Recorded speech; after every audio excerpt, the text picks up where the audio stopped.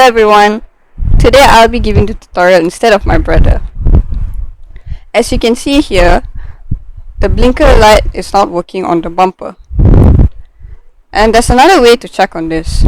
If you head over to the gauge cluster, we can see that the right signal is blinking at a moderate speed.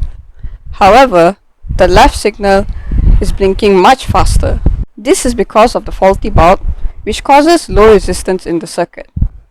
Before we start the tutorial, do take note that this video is specifically for JDM, Malaysian, and Indonesian markets. If you are using either USDM or European models, we have shared a link in the description, so do check it out.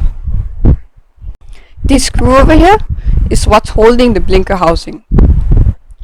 So in order to remove the blinker, we will first have to loosen the screw. Once we slide out the housing, we can then remove the bulb from the housing itself.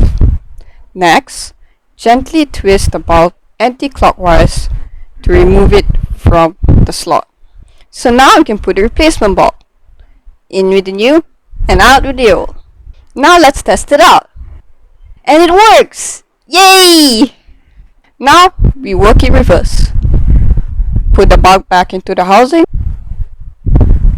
back into the bumper, and screw it in. But not all the way. We still need to do a final check. And it works!